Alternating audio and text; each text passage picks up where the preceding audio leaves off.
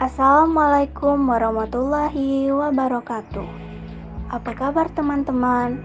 Semoga senantiasa dalam kondisi sehat walafiat. Amin ya rabbal alamin. Halo, sebelumnya perkenalkan nama saya Yayu Herlinsa.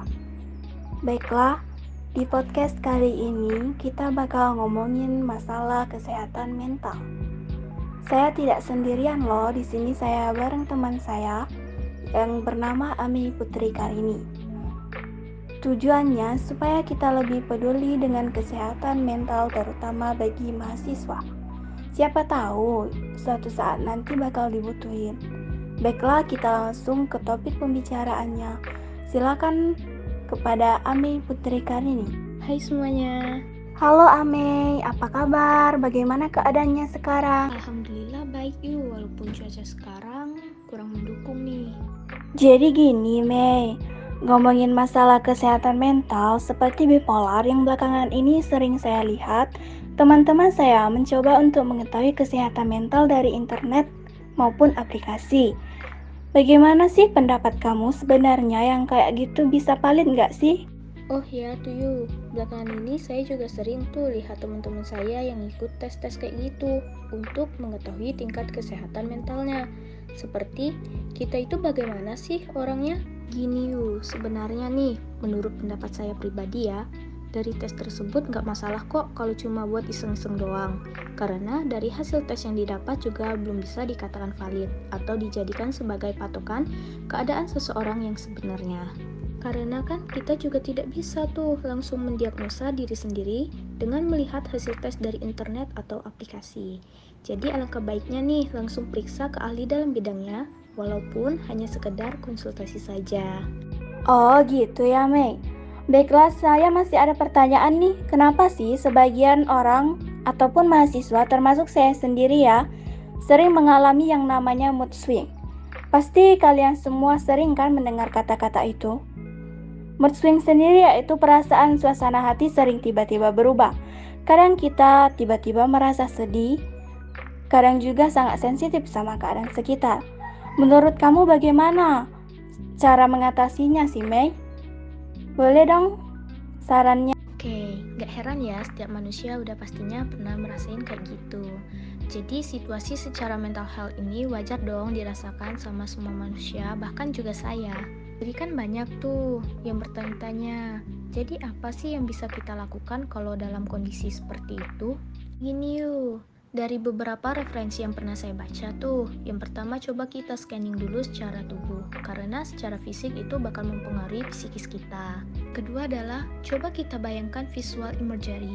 Apa sih yang belum lama terjadi, sehingga membuat kita merasa tidak nyaman saat kejadiannya. Biar kita tahu nih, sumber masalahnya itu apa. Yang ketiga, coba kita bicara pada diri kita sendiri, atau self-talk, tentang perasaan yang jujur yang kamu rasakan, supaya kamu bisa move on dari situasi itu. Dan yang keempat, jangan lupa self-care ya. Itu sangat penting loh bagi kesehatan mental kita. Oh iya, jadi kita lebih banyak belajar lagi kan, biar kita sendiri nggak merasa bahwa kita semenakutkan itu. Ini ada pertanyaan satu lagi Mei. Bagaimana sih jika ada sebagian mahasiswa yang sering putus asa dan sering merasa harapan yang mereka impikan itu tidak sesuai dengan kenyataannya? Apa sih pendapat kamu tentang mereka yang merasa seperti itu? Karena saya sendiri mahasiswa ya, saya selalu menerapkan prinsip kayak gini loh yuk. Pada saat kamu kesulitan dan mulai berpikir untuk menyerah, saya mau kamu ingat the power of hope, kekuatan dari harapan. Percaya bahwa sesuatu yang baik selalu bisa kalau kamu bersedia bekerja keras untuk itu dan berjuang untuk itu.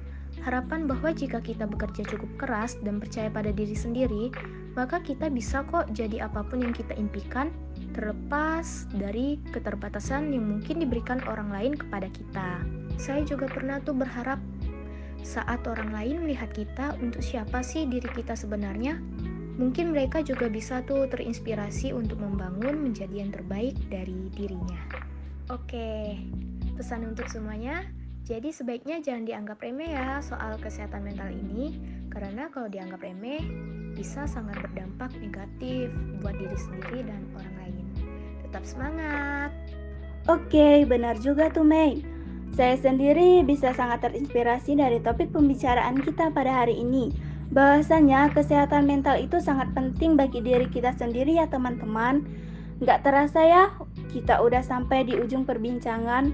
Terima kasih juga ya Mei, udah sharing-sharing singkat pada hari ini. Pantau terus ya semuanya di Instagram Gemari Podcast _Himapa S1 Unip. Di sini akan membahas lebih banyak lagi topik-topik menarik selanjutnya. Sekian dari kami. Wassalamualaikum warahmatullahi wabarakatuh. Semoga harinya menyenangkan ya.